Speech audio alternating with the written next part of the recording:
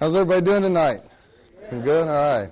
All right, we're going to see lots of pictures. It's a big honor, huge honor to actually come home and be asked to speak at the Air Force Museum.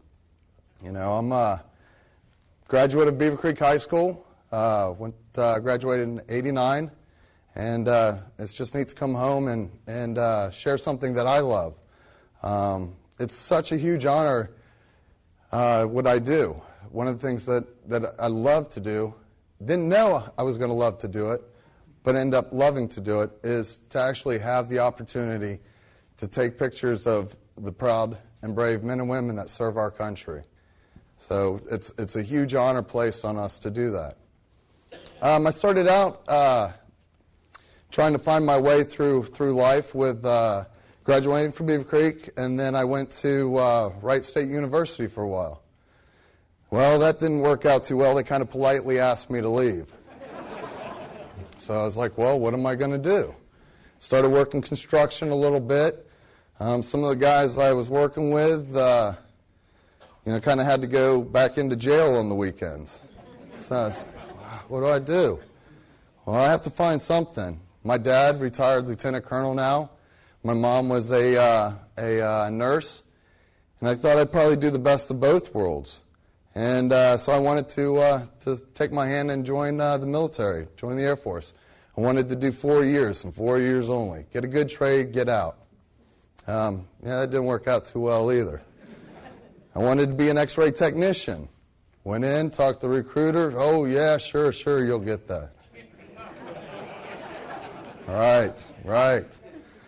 So I remember talking to my dad about it, and I'm like, yeah, they're giving me something, they're secret clearances, and he goes, well, maybe you're going to be, doing something in the hospital on important people. Yeah, right, Dad. Ended up becoming an imagery processor. What I started out doing in this career is I processed and printed imagery from the U-2 spy plane to the satellite imagery that we have. Loved it. I thought I was making an impact. The images were going and being used for Bosnia. The presidents were looking at them. SEALs were looking at them, for intel and stuff. I mean, it was really important. I loved it. However, that was when I was stationed in England. Transitioned to California, Vandenberg Air Force Base, and now I'm working in a darkroom processing printing. All these photographers are coming in and going, yeah, God, we were just over in Africa. It was amazing. Here, develop my film. Great. What happened was I started wanting to do what they were doing. So I started picking up a camera, took interest, really studying the craft, and found mentors that really took an interest in what I was doing. And then I transitioned into to photography. From there, I got the opportunity to go to attend Syracuse University. Our career field sends five people from each service every year to Syracuse University to study photojournalism. Amazing opportunity. Fell in love with it, and it just prospered and grown. One of the things I really like to do when I'm in there is I take a look at the world, and we all take pictures. Everybody's a photographer now. But I try to see and bring something to the viewers, something different. I can walk into a room, and I can take a picture just like this. But if you look at the person next to you, can you see that shadow that's running across their face? Can you see that expression that's on their face? It's really starting to learn and study people. So that's where my photography kind of grew and took off. Tonight I'm going to show you 20 years, pretty much, of work. Then we'll stop and we'll talk about what's going through my mind through some of these. I'm going to show you stuff from Iraq and Afghanistan. I'm going to show you stuff from humanitarian missions that I was in. And then at the end we'll just kind of show you some of my favorite shots. But what photojournalists are in the military? Why are we in the military? Why do we have photographers in the military? Like I said in my opening, it's big. It's an honor I have to capture. We get to document history as it's unfolding in front of our eyes. But that imagery is there to let the on-scene battlefield commanders know how their troops are doing. It's to let the president know, and all the Joint Chiefs staff know what's going on over there. And it's also for the local media and stuff to let them know. So literally getting into to Iraq and Afghanistan, one of the things that you have to do is we train all this time to get over there and work. With that, a typical day is I get assigned to go over to Iraq. They're going to tell you, you know what, Mosul is going to be your district, your area. So now here's a goofy Air Force guy coming in, looking like Gomer Pyle with a hat and helmet and carrying cameras and stuff. And I have to go knocking on doors. Who's doing things? Who's seeing the action? Who's doing something amazing today? So you go out there and you capture these images of these soldiers going out and doing their missions. Well, they go out and do their missions, and then they come home and then they rest. After that, we're busy working our images, captioning them, and then sending them out. On an average shoot, you'll go out and shoot a couple hundred or so photos, and you pick your best 10 to 15 images, and then you'll send those up. Whatever tells the story that happened that day. So we'll go through a little bit of Iraq and Afghanistan.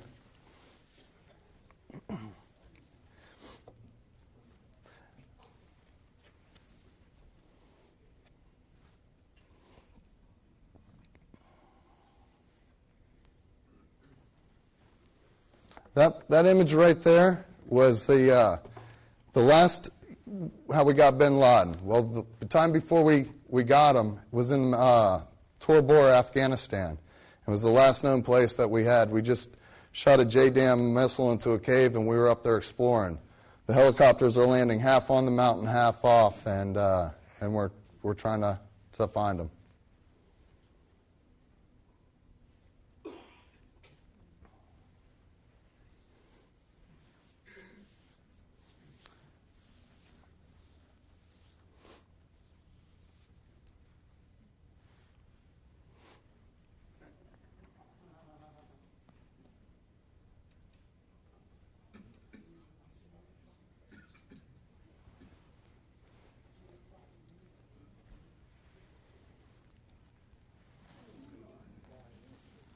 That photo actually generated, the child was alive. That photo actually generated a lot of humanitarian aid to that family and in that village. People that desperately needed it. Photos can change the world. One photo can change the world. It's very powerful.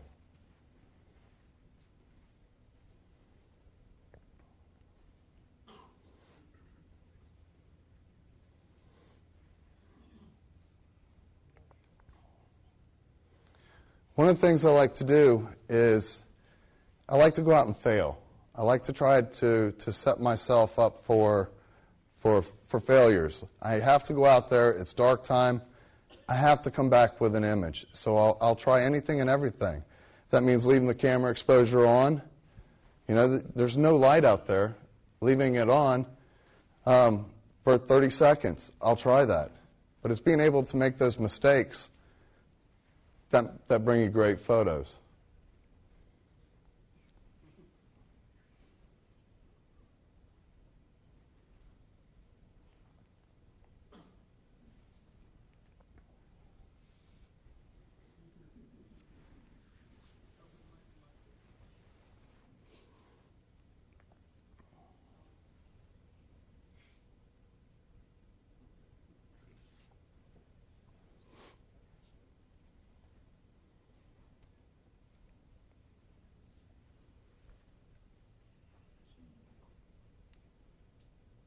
I'll hold here real quick. And I just want to tell you, pretty much what a typical a mission is you're going out and you're just patrolling around, knocking on doors, meeting the locals, kind of searching for bad guys or waiting for the bad guys to attack you. we see the movies a lot, and we see what firefights look like. They're all movied up, and you're seeing boom, boom, boom, boom, and this is going on, this is going on. This honestly is what a firefight looks like. The dirt that's being strafed up there is bullets that are being fired at us. This is right after we got outside the front gate and we did a traffic control stop. And the reason why I'm bringing this up is, as a young photographer, when I was out there, I was always trying to, I got to get those war shots. I need this kind of stuff. We just glanced right over this photo. To truly capture war is to capture it on the face of the soldier, airman, or Marine next to you. That hit me hard. So you're always looking for that. And that was the result of the firefight.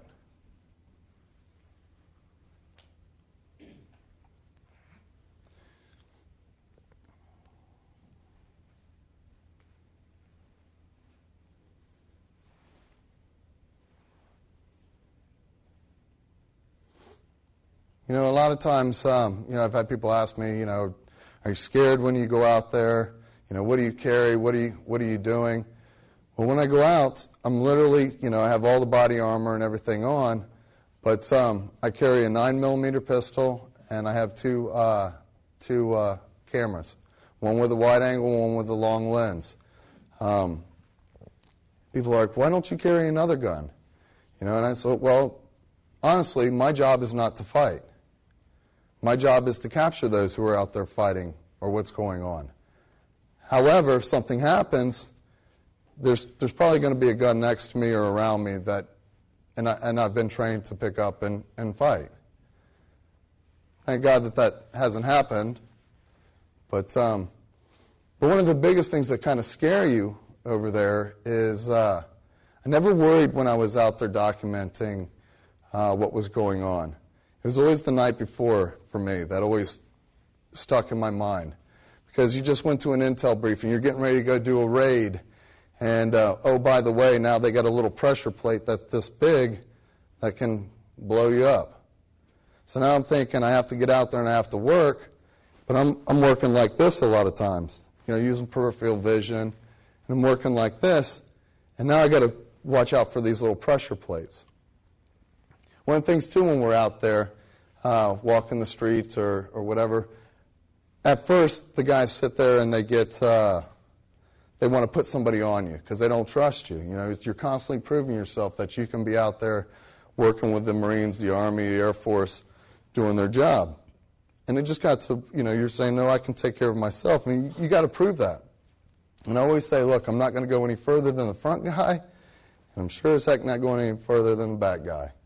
So I'm working in between those guys on the patrols, trying to capture what they're doing. And I could go out there and just capture every shot, boom, boom, boom, and it'll all look the same. A patrol is a patrol is a patrol.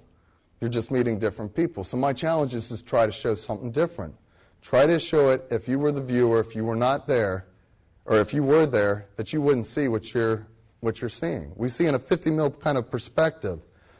So I want to shoot high angles. I want to shoot low angles. I want to shoot the little mirror reflection of the soldiers. The whole time I'm looking for moments. I'm looking for moments of a soldier who's dead tired, or that time they're having fun, or the compare and contrast that's saying something different.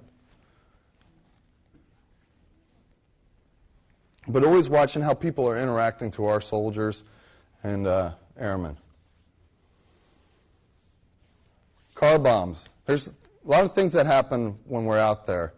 It was usually car bombs. It was usually firefights. We'd do raids. Let me hold here for a sec. We can do raids, and there was a lot of hospital kind of work going on. This was one of those scary nights. We were out on the night patrol. We got hit, and I remember hunkering down. And this is the first time I went out with it was myself and two other Americans. All the rest were Iraqi, friendly guys, Iraqi Army. And all of a sudden a firefight happened, and I'm laying face down in the field, and I'm looking, where is everybody? I have one Iraqi Army guy over here. Everybody else is gone and next to this building. I'm like, oh my God, what do I do? What do I do? Jump up and run. And when these things happen, these car bombs and things like that I'm in, I don't remember if they happen like this. All I remember is how fast I run. But this night, this guy got shot, and this was one of those times where I had to put down my camera and help stick my finger in bullet holes and put pressure because we were under attack.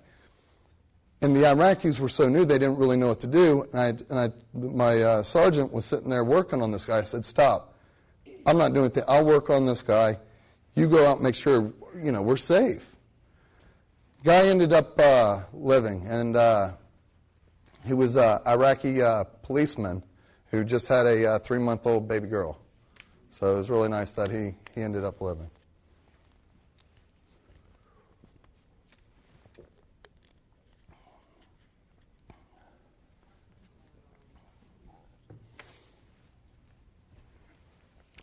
I'll hold here too. Again, I show these because I want to show how dangerous it is over there. At any given moment, something can happen. This was one of those days where we're driving around. I was with a new group of guys, and they came up, and they wouldn't let me out. I outranked the guy, but he just wouldn't let me out of the car and to do the job. His guys were getting out and doing, he was protecting me. And I was just getting so mad. And it was at this point where I was like, you know what? That's it. I'm going to pull rank on him. I'm going to pull rank. And we pulled up to this one place where the Iraqis police department were doing security check. And at that point, right before I was going to say something, he goes, you know what? If you guys want to get out and go document, those guys, you're fine. Go ahead and do it. We're like, we're here to document really you guys. I don't want that. About a minute later, a huge car bomb went off right in front of our eyes. And then we're stuck because we can't leave the scene. This is them literally right after it happens. And I just remember our gunner, and he said it in a southern kind of hickish kind of voice. He's like, they're shooting at us. They're shooting at us. And he's our gunner. And the guy, the sergeant's like, we'll shoot back at them, But this was a bad day, And then you'll see the progression of it. There was a guy that in the next couple images here, there was a guy that the Americans knew, and they called him Street Sweeper Bob. Just a nice guy, always out. Took the brunt of the hit. We finally got up to him, gave him medical care, and all he could do was reach up and say, thank you, thank you, thank you. Our brave men and women do amazing things over there every day. Every day. And if we're not over there documenting what they're doing, it's like that tree that falls in the forest, right? If we're not around to see it, we don't hear it, we don't see it.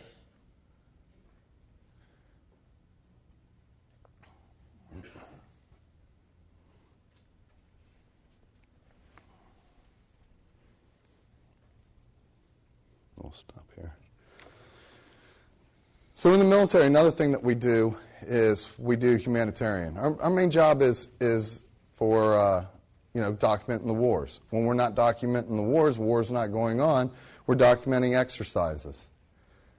I'm one of those guys who training and exercises. God, I hate it. It's CPR. I got to take CPR training. It's for those of you who are military. Those annual trainings that come up all the time. All the time, you're tired. You don't want to take those. Here it is again.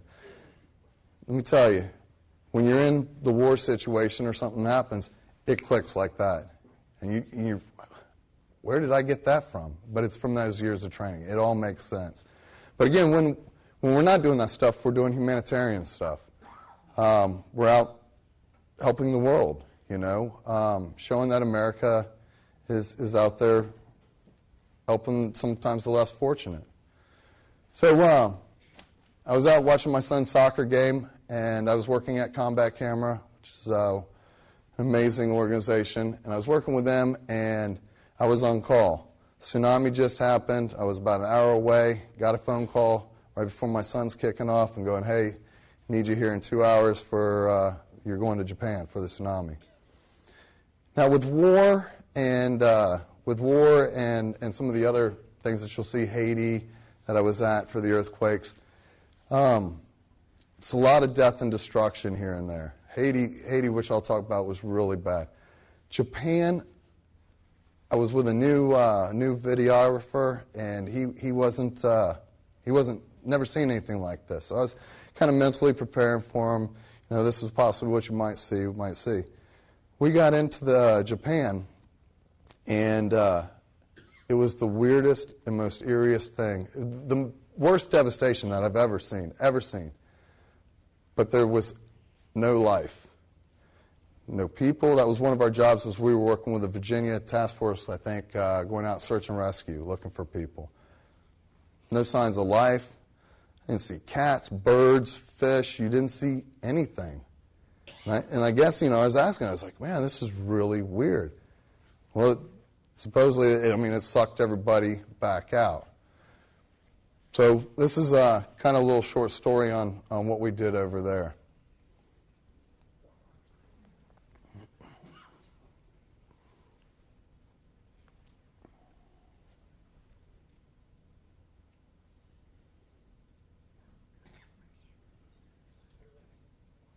That's a neighborhood.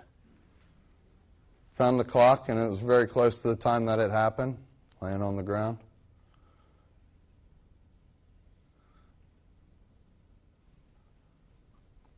The Japanese, different culture, than the people in Haiti. The people in Haiti are poor and don't have a lot.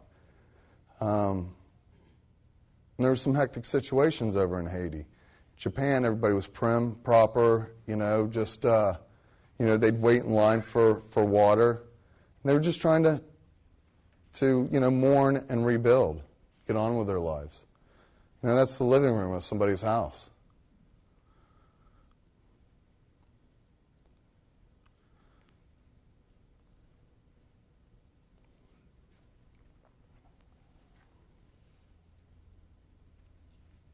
Water line, people trying to get fresh water.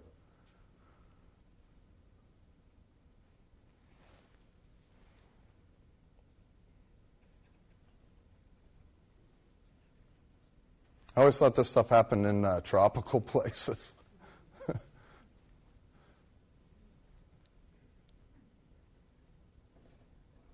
That was the neighborhood.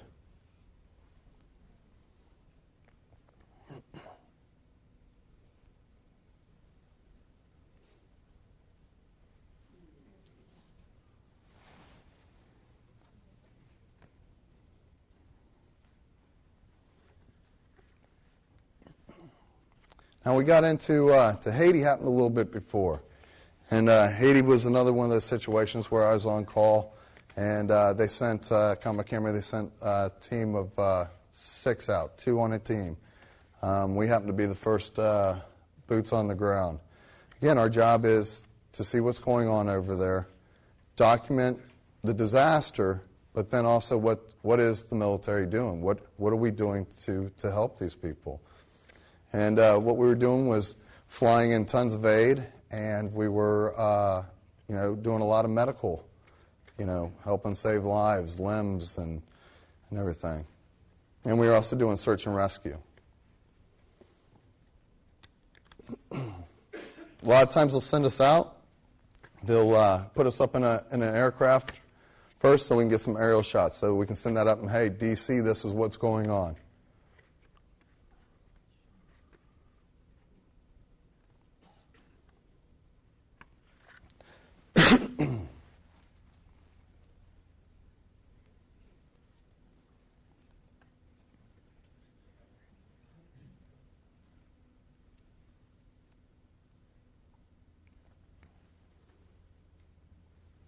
These are the masses of people, and just remember this, because these are the masses of people that were coming out, that were being affected, didn't have a place, but were coming to food lines. This is a food line that was happening, that we were taking care of, and more people heard about it, so more and more people showed up. So they're literally, our guys are holding them back before then we got overrun. And I have to say, this next frame, I think it's the next one, yes, hold here. This one was the scariest I've ever been. And what happened was we got overrun. I'm fine with an enemy that's down the way, or you know who your enemy is, or you know, these people, they're friendly people. They're friendly people, but they're a mob mentality, and it scares me. And they're just being pushed from the back.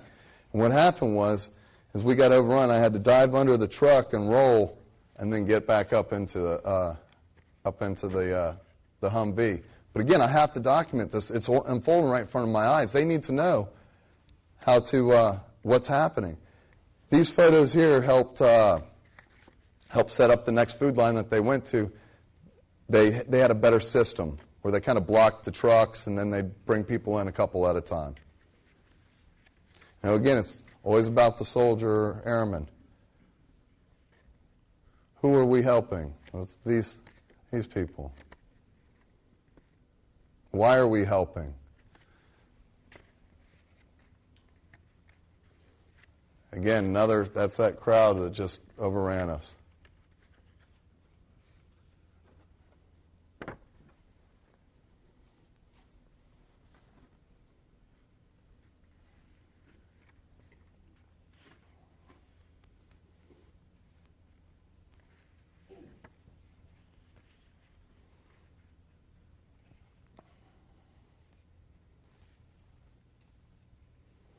Another one of the deployments that we do is another humanitarian, and it's going over to Africa or down into the Caribbean or something like that, where you're actually helping rebuild countries. You're building schools. You're teaching medical. You're teaching,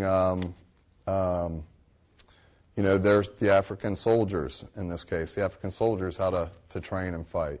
Building these relationships. This was pretty much a 6-month deployment where I was over in Djibouti, Africa, which I have to say is probably the worst place I've ever been in my life. But it came out with some amazing stuff. Well, hold here for a second. You have to be ready in my job to recognize a good situation. I'm sitting down eating lunch. Kind of finished my job, kind of just sitting down in the car eating my lunch. Let me tell you what. The best photos ever to take in the military are when Marines are bored. When Marines are bored, they do the craziest things. So next thing I know, I'm sitting there in the Jeep, I'm just eating, I see them gather around, and one's beatboxing, and next thing I know is I'm seeing somebody dance. I'm like, I got to get over and check this out. And then all of a sudden they start kicking the ground. I mean, this is hard rock Djibouti. They're kicking the ground. The next thing I know, this guy gets down and starts breakdancing. Being able to recognize a great situation when it's in there in front of your face. And then trying to show it to you guys, to make that difference. Show you something that you haven't seen before. A view, a fresh look at a common place.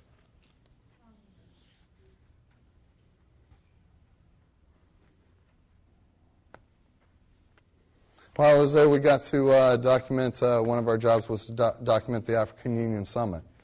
So again, it's not all what I like to say, hoo-ah out in the field running around. I have to shoot the grip and grins. I have to shoot the grip and grins too. But you're always looking for that powerful image that says everything. It's a simple image. But over there, when they're African Union Summit, black hand and white hand shaking is very powerful.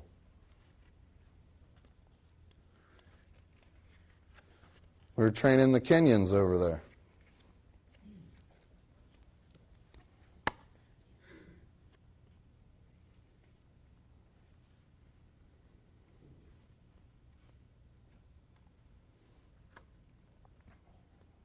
Always trying to put that face on the people you're working with. Looking for the little details that add to a story.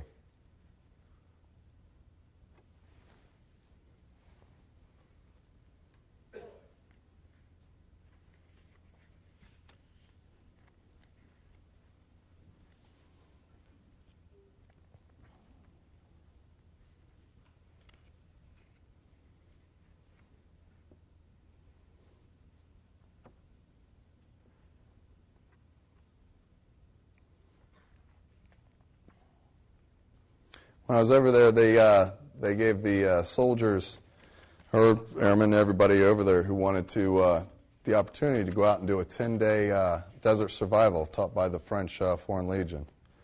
And this is kind of like a little series from that. So we just kind of rode around in a truck, kind of followed them for 10 days through the desert. It was amazing.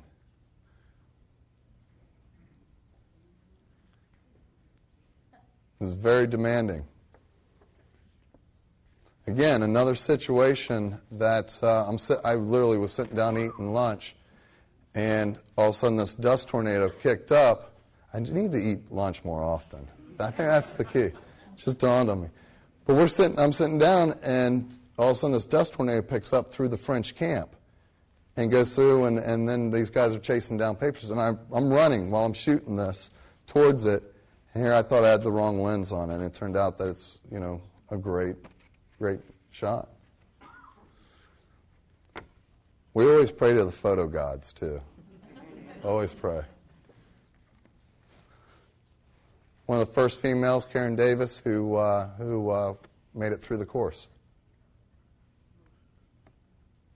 One of her male counterparts that didn't. While you're over there, again, it's painting that picture to the public who these people are.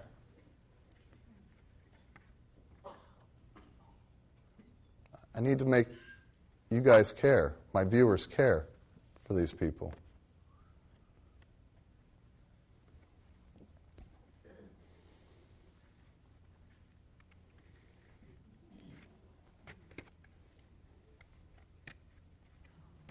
A bunch of school kids wanted to see what the Americans were doing.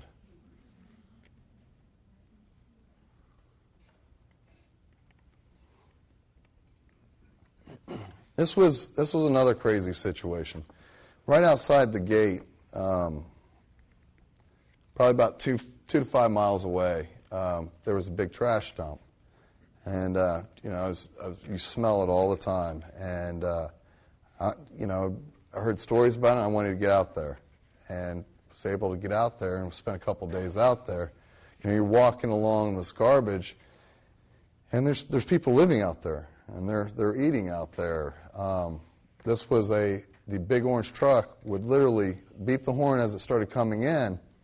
Even the animals knew that this was from the richest hotel in Djibouti, and everybody comes running for it. But you're walking around, and half this stuff is on fire. There's needles. Just craziness.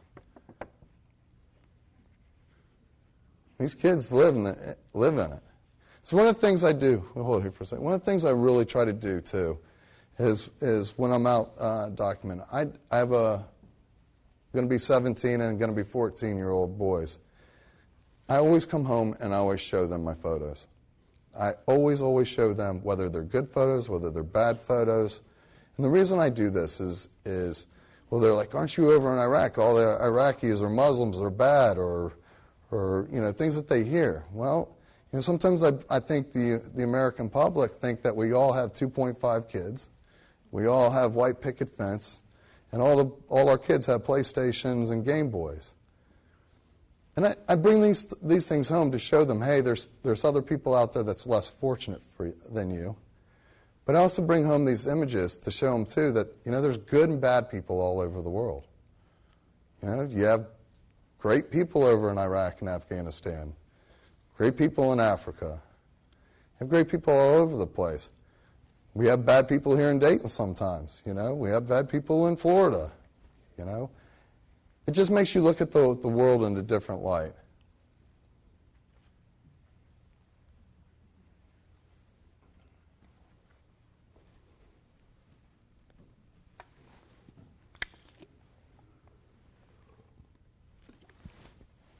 Hold here.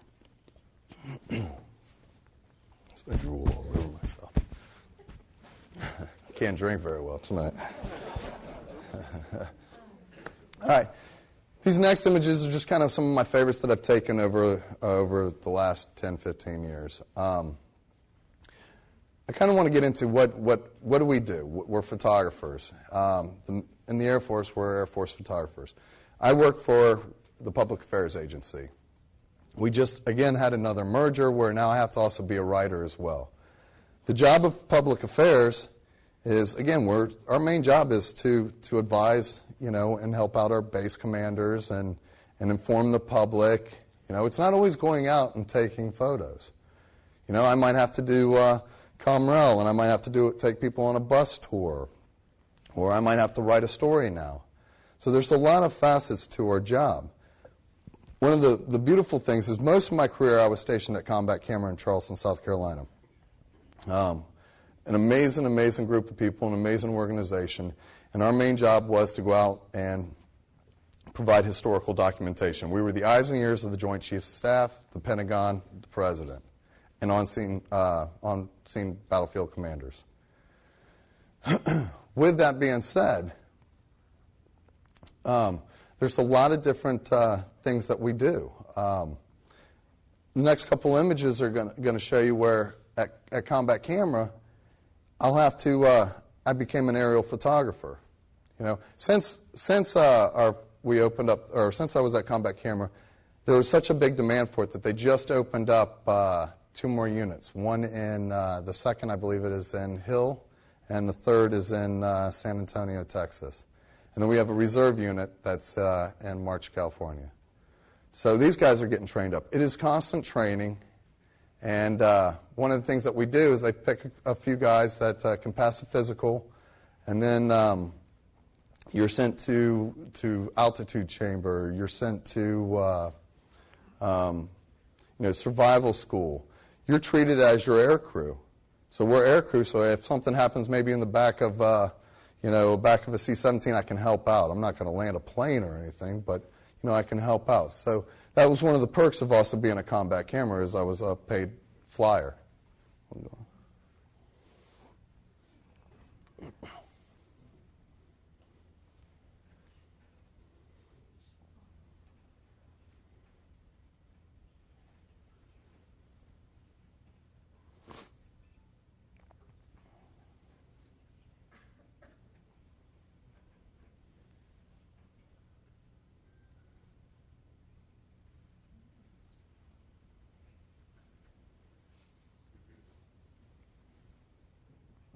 We were flying into a really bad storm on this one. Down in this is like 2 months ago. I shot this one down off the coast of Florida, and I've never in my life seen we were in the refuelers, and I've never in my life had a pilot turn back and go, "You might want to buckle in," as he's going like this. It scared me. Thank God we didn't hit any turbulence or anything.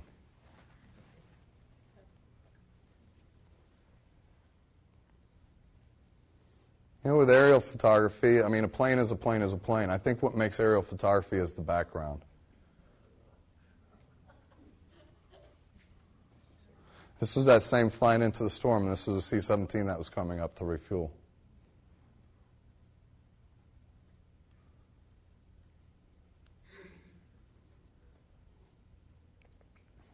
On this shot, this is an AC-130 gunship. It was such a privilege and honor to fly in this, and we got it scheduled so we could fly at night. I'm flying in another one in front of it, and they lowered the ramp. So I'm harnessed in. I'm laying on the ramp, shooting these photos as we're panning. Didn't know if they were going to come out or not. Next thing I know is I see a flash, and I turn around, and literally the whole crew was standing behind me with little point and shoots, shooting and taking pictures. And I'm like, what's going on? They have never had that door open. They've never seen out the back of their own plane. Like, you guys got cameras, just ask them.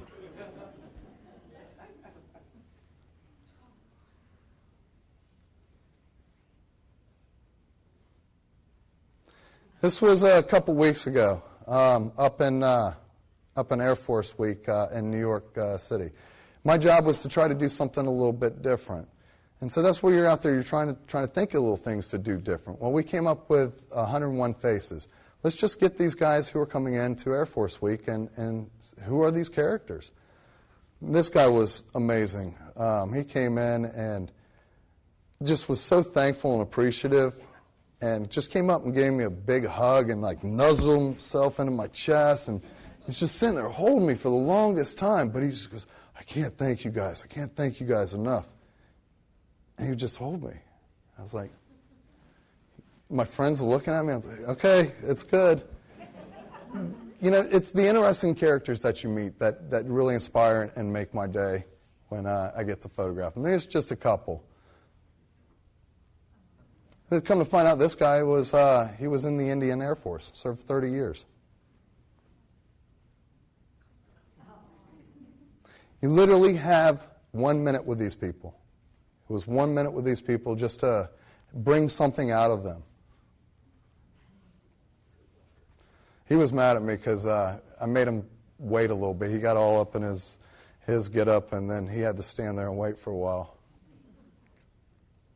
Again, I think when you're looking at photographs, the thing that you truly go to, there's three things that you go to in photographs. You go to eyes, you go to the white space, or you go to text, words.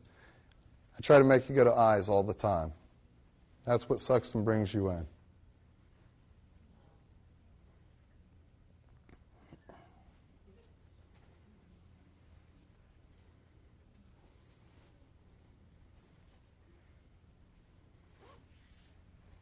You know, President Ford's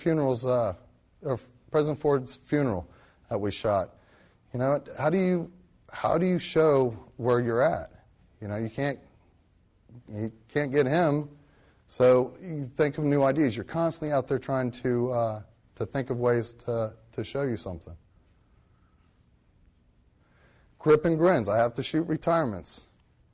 You know, it's being able to be there and stay late. Get there early, stay late, as we say in the business. And things happen.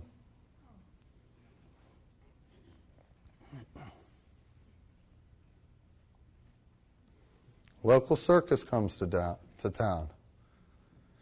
I'm constantly trying to get out there and improve my craft, whether it's a civilian shoot like this, because military people are going to it.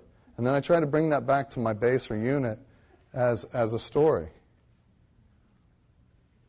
And ultimately, if you're not out there shooting, you're not getting better. So I'm constantly out there trying to shoot and look for stories.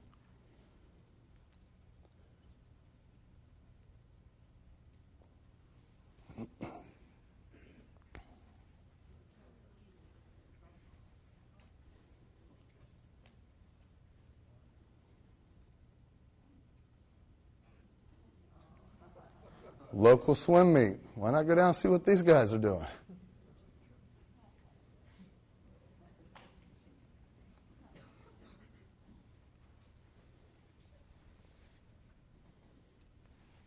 I just got back from a recent trip. I spent 3 weeks over in Mongolia living with the herders.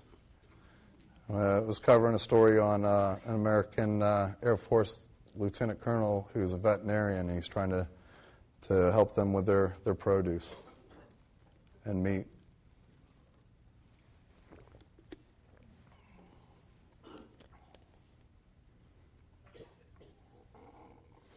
Who are the herders? So I did a little portrait setup and came away with some neat portraits of these guys.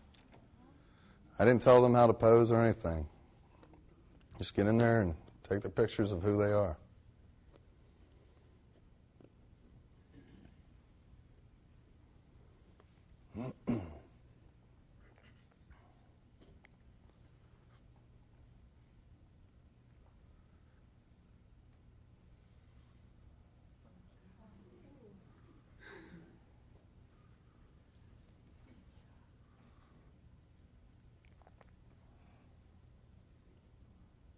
I think my record on underwater shooting is probably 1 in a million. It's so hard for me. Again, just trying to show you something different. You know, do we think about seeing the dust kick up from the sandal? You know, getting down at that angle.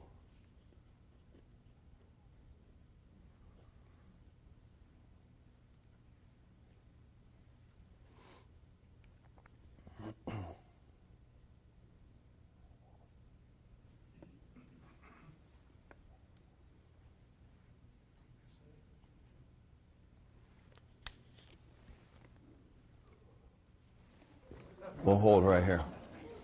All right.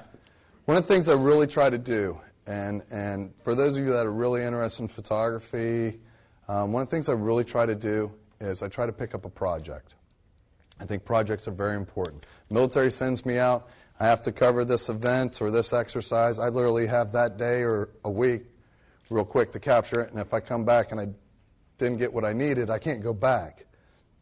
Having a project is amazing. I just wrapped up a little while ago, I just wrapped up a 2-year documentary on a friend of mine named Carrie Whitehead. She's a Master Sergeant in the Air Force who had breast cancer. It's called Carrie's War. You can find it on carrieswar.org. But she did amazing through it. Two years living practically with this woman and going through what she was going through. Come to find out that she just had it metastasize into her hip. So we're going to probably pick up that story again. But the important part of it is picking up and having a project. I've documented things from the Civil War reenactors, where I have a year-long project where I'm just out there working, and it's something that I enjoy. Because let's face it, I'm going to take better photos of things that I enjoy, and I'm going to work and learn and try things. I did NASCAR. I've just done a lot of projects that keep me where I go to somebody who I trust, a nice editor who I admire and I look up to, and I go and get constant feedback on how to improve my skills. This is an ongoing project called Burning Man. I don't know if you guys know it, but it's a big kind of weird hippie arts festival out in the Arizona desert, Nevada desert. And they just come, so I set up a little photo booth. This is not typical my style, because there's some heavy dodging and burning. There's some heavy manipulation to these. It's an arts festival, so that's what I wanted to do, is kind of make it artsy. And these are some of the characters. It's a 4-year project I'm trying to work on.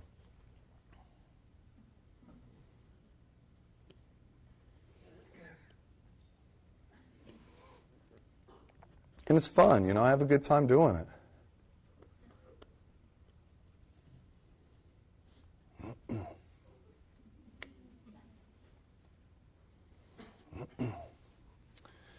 I have one of the best jobs in the world. I really do. And I meant when I said in that opening video where I truly am blessed, where I actually get to live. If I want to go fly in an F-15 one day, I can do that. If I want to go ride in a tank down Ramadi Street in Iraq, I can do that. But I'm truly blessed. And as photographers, we're truly blessed to actually be able to pick up a camera and get to know that person that we're working with. Not only, I always say it, not only do I get to live my life, but I get to live my life vicariously through the people I'm working with. It's an amazing opportunity. One of the things I just want to show real quick after this is I want to show, what's going on with photography now? What can we expect in the military now? Well, when we went out in teams, it was usually a videographer and a photographer. And occasionally, if we were lucky, we'd get a writer that might come out with us. Things are changing with technology. I work at Airman Magazine right now where, a year ago, a little over a year ago, they just quit printing the magazine. And now it's all online. Well, being online, in the magazine you're printing 4 or 5 photos for a story, and then you move on to the next story. Now we're trying to bring a whole bunch of different things. Now I'm expected to go out and shoot video as well. So what we're trying to do is bring this, what you're going to see coming up is a lot of interactiveness with what we're doing. So you're able to now touch and move and dive into what's going on. You're able to hear sounds with the photos. You're able to see video, moving video. So I just want to kind of show you a couple of teasers from Airman Magazine to kind of just give you an idea of where you're going to actually see a lot of photography in the military going, even if it's at your local base. So this is just kind of like what our first cover issue was. These fellows are veterans of many missions. They're rugged individuals, these fighter boys, and each leader has a few ideas of his own. All right, let's get aboard. just a neat kind of interactive thing that you're getting sound, you're getting to feel it. Pretty soon you're going to have scratch and sniff on these computers, right? And it's neat stuff.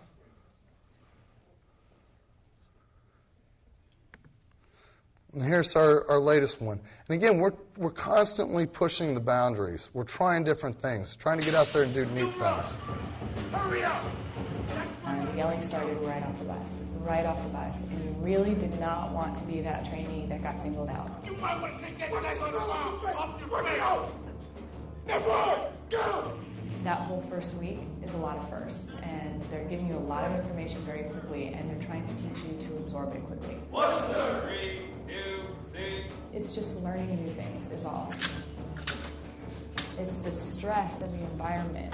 Pretty good on time. It's really a mental struggle. Yeah, The EMT puts you in a situation where you learn your mental strength. I've come to the conclusion that it does not get easier. You just get better. So that's kind of where we're going in the future, and it gives us, the viewer, to an avenue to get in there and play a little bit more with what we're bringing to the viewer.